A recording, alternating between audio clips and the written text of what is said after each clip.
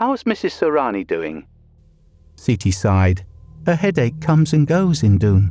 Siti then proceeded by telling Indoon that she had searched throughout all of the house and couldn't find any medicine left for the poor woman. Mr. Jamuri's place was quite big. Siti had heard that Mr. Jamuri was one of the richest people in the village, and upon arriving there for the first time 3 weeks ago, she could attest to that rumour. While the house looked like it was stuck in the bygone era, it was filled with things that Siti could only dream of. Furniture made out of solid wood, stone carvings on the walls, and vivid oil paintings that would make anyone stop and take notice. This is why I don't like big houses, T. If only he had kept his wife's medicine in our 21 square metre house, you would have found it right away, Indoon joked. Indoon continued, being her usual chatty self. Seriously, T, if someone asked me to live in a remote village, even if I am being gifted with a big house like that, I would still choose to live somewhere else. There are a lot of big cottonwood trees there, right? Siti remembered the large cottonwood tree that stood just across Mrs. Sorani's window. Yeah, there's a pretty big one by the main bedroom window. She heard Indoon laugh. Well, just be careful, okay? I heard that the Kuntilanak likes to live in a large old cottonwood tree. It's not funny, Indoon, Siti said. In her head she pictured a female ghost in white clothes, with long black hair flowing down to her ankles, sitting on an old tree branch, hunting for children who roam outside their house at night to take as her own.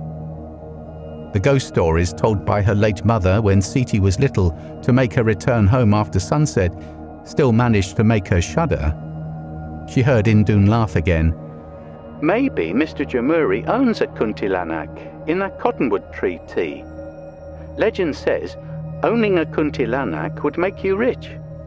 Indoon, if you keep carrying on like this, I'll hang up, okay? Siti grumbled, even though she knew she would never do such a thing. Indoon's laughter slowly faded, but she didn't change the subject immediately. In fact, her tone sounded serious now. She asked if the curtains on the window of Mrs. Sorani's room were open. Siti remembered the dark red curtains on Mrs. Sorani's window were drawn back, displaying the front yard. Yes, she likes to sleep with the window curtains open so some light can come in. A couple of seconds passed as if Indoon was deliberating whether to say what was on her mind, before finally advising Siti to close the curtains on Mrs. Sorani's bedroom window. I'm just saying, T. It is possible that someone, or something, that she sees outside made her ill. You mean because of the Kuntilanak in the cottonwood tree?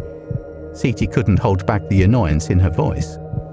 Kuntilanak is often possessive over her master, and could make the master's wife ill or die if she wants to, Indoon replied matter-of-factly. If she was still joking, Siti didn't sense any trace of it. Suddenly, Siti heard Mrs. Sorani moaning again from her room, giving her an excuse to end the conversation. Again, she reminded Indoon not to forget to buy the train tickets this afternoon, before replacing the receiver and walking towards Mrs. Sorani's room. Siti saw that Mrs. Sorani was still sitting with her back against the headboard. The woman's gaze was directed at the window, which revealed a large cottonwood tree in the yard against the dark sky. There was a dirt path in front of the house, which was lit up by the pale yellowish light from the lamp on the side of the road. Siti could see the silhouettes of several people walking past Mr. Jamuri's house towards the mosque near the village square. It was 4:15. However, Siti realized that Mrs. Sorani's gaze was locked on the old cottonwood tree, which was right in front of her window. "Mrs. Sorani?" Siti called out. The woman did not respond. Her eyes were fixed on that tree, or whatever resided in it.